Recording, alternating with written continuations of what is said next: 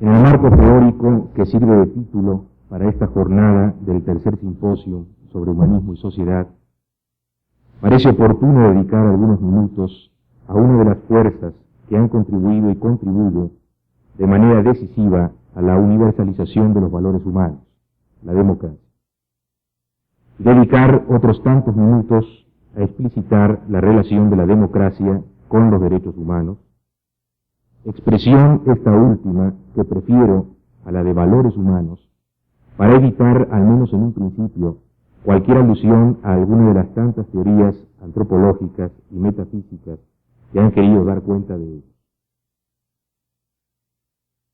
La expresión democracia pertenece sin duda a ese conjunto de expresiones con significado emotivo que, en palabras del filósofo y jurista argentino Genaro Carrió, cito, son usadas en forma ostensible o encubierta para exteriorizar, despertar o agudizar ciertas actitudes de aprobación o desaprobación. Esta carga emotiva, como es natural, dificulta el análisis del significado de democracia. Por supuesto, una solución cómoda sería buscar un término alternativo, desprovisto de emotividad, pero creo que todos estaríamos de acuerdo en que esta solución resultaría inútil y condenada de antemano al fracaso. La otra vía de solución es asumir el término e intentar un análisis descriptivo, rastrear su génesis histórica, mostrar sus diferentes usos, contrastar el proyecto original con la situación actual, etc. Pienso que esta es la línea de reflexión a seguir, y un ejemplo notable de este esfuerzo son los trabajos que desde principios de los 70 viene realizando el filósofo italiano Norberto Bobbio. Me gustaría presentar y comentar ante ustedes algunas de las conclusiones a las que ha llegado Bobbio, tomando como punto de referencia su ensayo El futuro de la democracia. Bobbio piensa que la democracia en la que soñaron los padres fundadores, Locke, Burke, Rousseau, Tocqueville, Mill, es una democracia ideal, pues sus promesas resultaron ser falsas, debido en buena medida a tres obstáculos imprevistos. Esa democracia ideal debe criticarse a partir del análisis descriptivo de la democracia real. ¿Cuáles han sido esas falsas promesas de la democracia y los tres obstáculos que no pudo prever? Primera falsa promesa. No han sido individuos, como pensaban los padres fundadores, los sujetos políticamente pertinentes, sino los grupos, las grandes organizaciones, las asociaciones, los sindicatos, los partidos, etc. Segunda falsa promesa. Como consecuencia de la anterior, a la propuesta de una democracia representativa, en la que el representante no queda sometido a un mandato obligatorio, esta fue la gran aportación de Edmund Burke, se asiste hoy a una reivindicación de los intereses del grupo, cercano a un esquema neocorporativista. Recordemos que la sociedad neocorporativista resuelve los conflictos mediante el acuerdo entre grandes organizaciones. Tal es el caso, por ejemplo, de lo que llamamos el pacto. Tercera falsa promesa. A la democracia entendida bajo el supuesto de la autonomía del individuo, es decir, la capacidad de legislar para sí mismo, se contrapone ahora la persistencia de las oligarquías. Y así, en palabras de Schumpeter, citado por Bobbio, la característica de un gobierno democrático no es la ausencia de élites, sino la presencia de muchas élites que compiten entre ellas por la conquista del voto popular. Cuarta falsa promesa. La democracia nació bajo un esquema de realización ilimitado, con pretensiones no solo políticas, recordemos el sufragio universal, sino también por extensión social. No solo pretendía responder a la pregunta ¿quién vota?, sino ¿dónde vota? Pero la democracia actual no solo no ha logrado derrotar al poder oligárquico sino que mucho menos ha conseguido ocupar todos los espacios en los que se ejerce un poder que afecte a un grupo social completo. Y así, piensa Bobbio, mientras los dos grandes bloques de poder en las sociedades avanzadas, la empresa y el aparato administrativo, no sean afectados por el proceso de democratización, este no podrá considerarse realizado plenamente. Aquí, por supuesto, con más o menos diferencias, cabría incluir también a la misma institución universitaria. Quinta falsa promesa. La democracia nació con la idea de erradicar para siempre el poder invisible. La mafia, vemos que es un Bobbio italiano, que tiene muy en mente este poder invisible, servicios secretos no controlados, protección de delincuentes, y dar lugar a la transparencia del poder, de lo que deriva la obligación de la publicidad de los actos gubernamentales, y así permitir al ciudadano un mayor control de los gobernantes. Sin embargo, si partimos del supuesto que quienes detentan el poder no solo cuentan con información privilegiada, sino con los avances tecnológicos más sofisticados, inaccesibles al común de los ciudadanos, entonces se revierte el proceso democrático, del máximo control del poder por parte de los ciudadanos al máximo control de los ciudadanos por parte del poder. Sexta falsa promesa. La democracia nació sustentada en la idea del ciudadano activo, el ciudadano con cultura política. El voto es concebido con un gran valor educativo. En las democracias actuales, más bien, se asiste al fenómeno de la apatía política, que frecuentemente involucra a la mitad o menos, o quizás mucho menos, de quienes tienen derecho al voto. Bien. Estas 6 falsas promesas se explican en parte por 3 obstáculos históricos no previstos por los padres fundadores. Primer obstáculo. Conforme las sociedades pasaron de una economía simple a una más compleja, se requirió del desarrollo de capacidades técnicas. Del gobierno de juristas se ha pasado al gobierno de los técnicos. Pero tecnocracia y democracia, piensa Bobbio, son antitéticas. La democracia supone como principio que todos pueden tomar decisiones sobre todo. Por el contrario, la tecnocracia supone que las decisiones las toman los pocos que entienden de tales asuntos. Se pregunta Bobbio entonces, con toda razón, ¿qué puede saber el vulgo sobre las medidas a tomar contra la inflación, la justa distribución de la riqueza, etcétera? Y sin ir más lejos, agregaríamos, ¿sabe cómo llenar un formulario para pagar impuestos? El segundo obstáculo fue el crecimiento continuo del aparato burocrático. Aunque no se debe olvidar que el proceso de burocratización ha sido una consecuencia de la democratización. Si partimos de que a mayor ampliación del voto, mayor democratización, mientras el derecho al voto solo fuera ejercitado por los propietarios, lo que se requería era un Estado que protegiera la propiedad. Pensemos en el caso de Locke. Lo que hoy día se revive, esta teoría, por un autor americano, Robert Nozick, y lo que él llama el Estado mínimo. Pero si el voto se extiende a los analfabetas, estos demandarán del Estado escuelas gratuitas. Si además se extiende a los trabajadores, demandarán del Estado protección contra la desocupación, seguridad social, pensión, vivienda barata, etc. El Estado benefactor, no hay que olvidarlo, fue una consecuencia de la demanda generalizada del gobernado.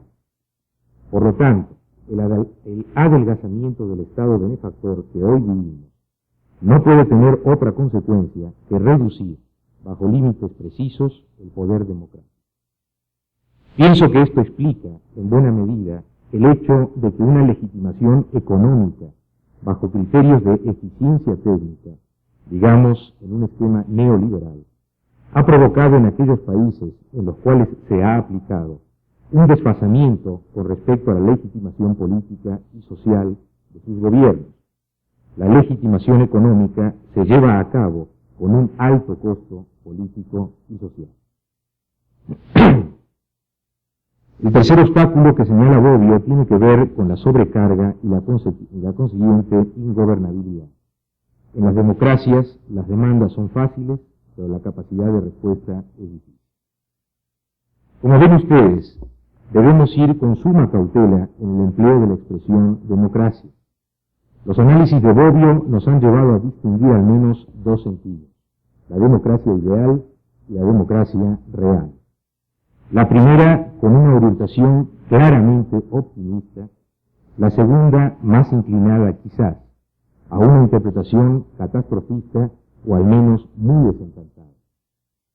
¿De qué otra forma, nos preguntamos, podemos leer los siguientes párrafos de Alexander Solzhenitsyn, si no es a partir de un desencanto con respecto a uno de los pilares de todo sistema democrático, el sufragio universal? Después de un largo silencio, Solzhenitsyn escribe algo muy interesante que en el último proceso de esta semana se reproduce en algunos párrafos. Me voy a permitir leer dos de ellos. Dice Solzhenitsyn: de una manera general hay que reconocer que todo sufragio, sea cual sea su forma, no es una búsqueda de la verdad. Todo se reduce a un número, a una idea aritmética simplificada, a la absorción de la minoría por la mayoría, y eso es un instrumento peligroso. En ningún caso la minoría es menos importante que la mayoría para la sociedad, y la mayoría puede equivocarse. A eso se debe agregar que las campañas electorales se dirigen a electores desconocidos, son tan fútiles y gritonas, y que la parcialidad de los medios masivos de comunicación es tan patente que solo logra desanimar a buena parte de la población. Es cierto que la televisión revela el aspecto exterior de un candidato, su manera de comportarse, pero no dice nada de sus capacidades como hombre de Estado. Toda campaña electoral de ese tipo da pauta a una vulgarización del pensamiento político. Para ejercer el poder de manera exitosa hay que tener talento y un espíritu creador. ¿Acaso estas cosas son fáciles de elegir a través del sufragio universal y en inmensos territorios? Tomado en sí, ese sistema no obliga a los políticos a rebasar sus propios intereses políticos. Al contrario, quien pretende apoyarse en principios morales corre el gran riesgo de fracasar. Y ustedes saben muy bien que Solzhenitsyn, en aquel famoso discurso en Harvard, apuesta precisamente por los valores morales, haciendo una crítica muy feroz a Occidente.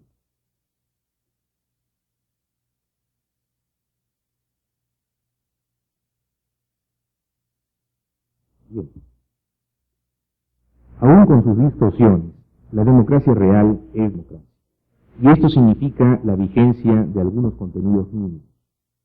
La demanda de un mayor pluralismo partidista, la renovación de gobernantes a partir de elecciones periódicas y ciertos supuestos ideológicos básicos: la tolerancia, la no violencia, el libre debate de ideas, fraternidad y la garantía de los derechos humanos. Y con este último supuesto pasamos a la segunda parte de esta plática, haciéndonos dos preguntas. ¿Tiene sentido hablar de los derechos humanos? Y si lo tiene, ¿qué relación guarda la democracia con los derechos humanos? Vayamos a la primera pregunta. Desde ya cabe decir que la expresión derechos humanos, hoy más que nunca, está cargada de un fuerte significado emotivo, que al igual que la expresión democracia, dificulta su análisis.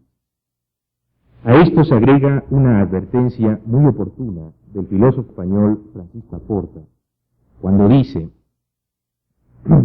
cito: empieza a detectarse en la literatura especializada una cierta alarma ante la creciente abundancia y no infrecuente ligereza de las apelaciones a los derechos humanos. No solo se han multiplicado y diversificado hasta grados de concreción sorprendentes los venerables derechos del hombre y del ciudadano, sino que se dan por sentados derechos de contenido social y económico cada vez más minucioso, y se anuncia todavía el nacimiento de una nueva generación de derechos relacionados con casos tales como las nuevas tecnologías o la conservación del medio ambiente natural. Y concluye: cuanto más se multiplique la nómina de los derechos humanos, menos fuerza tendrán como exigencia, y cuanto más fuerza moral o jurídica se le suponga, más limitada ha de ser la lista de derechos que la justifiquen adecuadamente.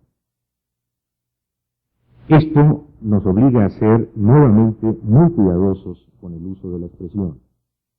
Pero además, en este caso particular de los derechos humanos, no parece ser irrelevante todo el debate teórico con respecto a su fundamentación, toda vez que filósofos clásicos como Bentham o contemporáneos como MacIntyre niegan su existencia reduciéndolos a simples ficciones. No profundizaré en este debate, solo me limitaré a señalar 3 líneas teóricas de actualidad. Una primera línea parte de la existencia de los derechos humanos, tal como se enuncian, por ejemplo, en la Declaración Universal de Derechos Humanos. No niegan su existencia, pero consideran inútil cualquier intento de fundamentación.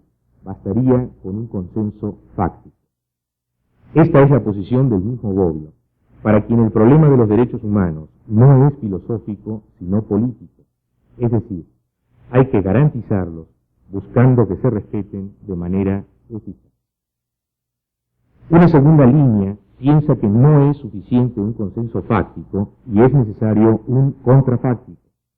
Y así el filósofo alemán Jürgen Habermas postula, por ejemplo, la idea de una comunidad ideal de hablantes, o el filósofo estadounidense John Rawls, la hipótesis de una posición original, previa al contrato, que se distingue por hallarse bajo un velo de ignorancia. Una tercera línea piensa, creemos que con razón, que existen los derechos humanos, que no es suficiente un consenso fáctico, que se puede prescindir por ficticio de un contrafáctico y que se fundan en necesidades reales básicas y la aceptación de ciertos principios formales como los de racionalidad y universalidad y materiales como los de dignidad, libertad e igualdad de la persona humana. Principios estos que no pueden negarse sino a condición de afirmarlos, como sucede con los formales, o de aceptar absurdos como la posibilidad de una sociedad de suicidas o de una sociedad de amos y esclavos para el caso de los materiales. Esta es la línea de autores como Carlos Santiago Nino y particularmente de Ernesto Garzón Valdés. Insisto en esta línea. Los derechos humanos nacen como respuestas a ciertas necesidades básicas que constituyen un contenido invariable, no sujeto a un devenir histórico. Derecho a la vida y a las condiciones necesarias para una vida digna, derecho a la integridad física y psíquica, etc. Necesidades que se amarran a partir de 3 principios materiales: el de dignidad, que funda los derechos personalísimos, el de libertad, los derechos civiles y políticos, y el de igualdad, los derechos económicos, sociales y culturales. En este sentido decimos que los derechos son fundamentales. A partir de esta concepción de los derechos humanos, y ya para concluir, queda por responder la segunda pregunta: ¿qué relación guardan los derechos humanos con la democracia?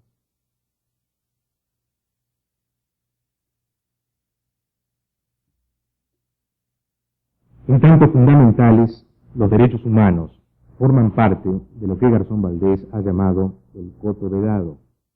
Con respecto a ellos, no se puede ser más que intolerante. Si esto se acepta, podemos decir con Eusebio Fernández que los derechos humanos son previos a cualquier contrato, a toda legislación o convención, a cualquier sistema político, incluyendo también el democrático. En otros términos, los derechos humanos tienen prioridad axiológica sobre la democracia. Sin dificultad, podemos desprender entonces 2 conclusiones. Primero, que el fundamento de los derechos humanos debe ser previo a lo jurídico. El ordenamiento jurídico no crea los derechos humanos, su labor consiste en reconocerlos, convertirlos en normas jurídicas y garantizarlos, lo cual supone deslindar el plano de la fundamentación y el plano de la positivación de los derechos humanos. Y segundo, por último, que pierde justificación cualquier decisión tomada democráticamente que atente contra los derechos humanos, ya que estos no forman parte del juego democrático de la negociación.